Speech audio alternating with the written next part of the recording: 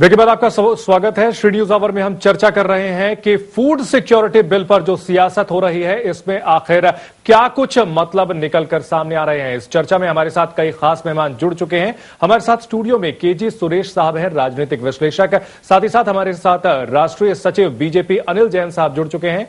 Samajwadi party के प्रवक्ता और महासचिव राम आश्रय कुशवाहा जी भी हमारे साथ जुड़ चुके हैं। सुरेश साहब, क्या माना जाए यहां पर फूड सिक्योरिटी के जरिए कांग्रेस ने मास्टर स्ट्रोक चल दिया है, जो अगर पास नहीं भी होता है तो चुनाव में जाने के लिए यह कह सकती है एक मुद्दा बड़ा हो जाएगा, और अगर पास हो गया तो मुद्दा होगा ही नहीं। पास अगर नहीं होता है तो वो ऑर्डिनेंस के माध्यम से लाएगी। ऐसी बात नहीं है कि वो नहीं लाएगी, क्योंकि वो जानती है कि फूड सिक्योरिटी बिल जो है वो एक ऐसा विधेयक है जिसके माध्यम से अभी तक जितना कुछ वो उनको लगता है कि जिसके माध्यम से जो है जितना अभी तक एक माहौल बना है सरकार के खिलाफ, उस माहौल को वो सुधार सकती है, ऐसा उनको लगता है। तो ऐसे में वो जरूर पूरा प्रयास करेगी कि ये जो बिल है इसको किसी भी तरीके से लाए। और याद रखें, इसमें कोई दो राय नहीं कि इस बिल पर इवन विपक्ष का कोई ज्यादा विरोध नहीं है, क्योंकि इस बिल में, विधेयक में सभी पक्ष का बातों को रखा गया है। आपका अंत्योदय अन्न योजना जो है वो कोई यूपीए सरकार की नहीं थी।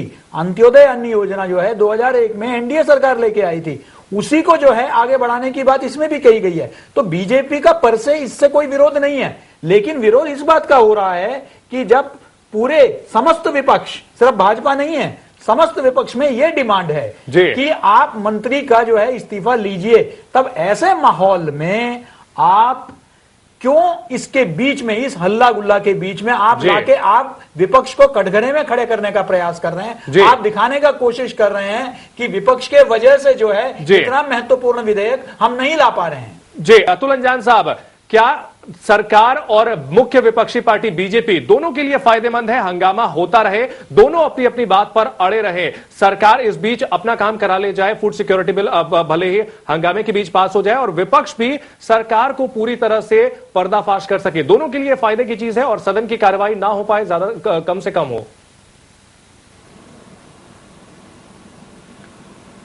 सदन की कार्रवाई तो सरकार की इच्छा से चलती है।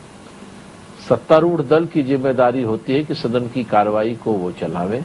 सत्तारूढ़ दल की जिम्मेदारी होती है कि विपक्ष के तमाम ऐतराज और उसकी शंकाओं का समाधान करें। विपक्ष की जिम्मेदारी है कि उन शंकाओं के समाधान के साथ सरकार को घेरने के लिए संसद की जितनी विधियां हैं उसको जारी रखा जाए, उसमें अवरोध न दिया जाए। लेकिन विपक्ष की ये भी जिम्मेदारी है कि संसद से बाहर सड़क की गर्माहट को और जनता की भावनाओं को अगर विपक्ष प्रतिनिधित्व नहीं दे पाता तो वह विपक्ष सरकारी विपक्ष हो जाता है, उस विपक्ष की वो दंतहीन विपक्ष हो जाता है। इसलिए विपक्ष की नैतिक जिम्मेदारी है कि वो उस जनता के सवालों को आगे ले जाए।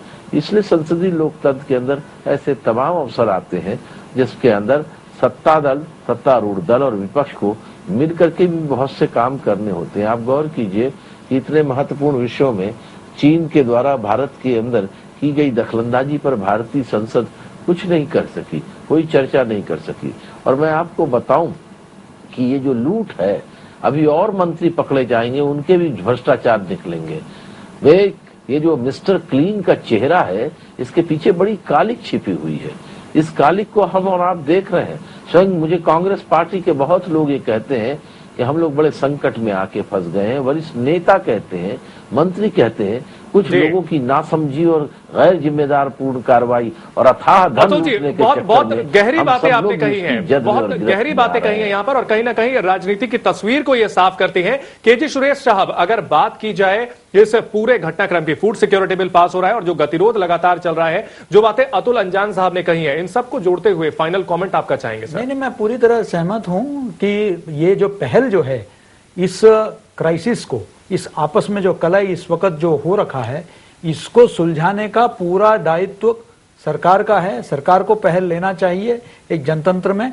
हाँ, विपक्ष को भी होना चाहिए कि बिल्कुल अड़ियल रवैया ना अपनाकर, अगर खुलेआम सरकार चर्चा करने के लिए तैयार है और सरकार जो है उनके महत्वपूर्ण मांगों पर सोचने के लिए भी तैयार है, इसके बजाय कि ऐसे ही आके उनका डिफेंड करें, तो अगर दोनों की तरफ से ये थोड़ा सा लचीलापन आ जाए तो ये इतना महत्वपूर्ण कानून पर चर्चा किए बगैर तो किसी भी कीमत पे, चाहे जी। अगर संसद के तारीख को एक्सटेंड करना पड़े, बढ़ाना पड़े तो कोई दिक्कत नहीं, लेकिन चर्चा किए बगैर ऑर्डिनेंस के रूप में इतना महत्वपूर्ण कानून नहीं आना जी चाहिए। बिल्कुल नहीं आना चाहिए, क्योंकि बेहद अहम कानून है। इस चर्चा में शामिल होने के लिए अतुल अंजान साहब का, रामाश्री कुशवाहा जी का, प्रदीप टमटा साहब का और अनिल जैन साहब के साथ साथ केजे सुरेश जी का हम धन्यवाद देना चाहेंगे।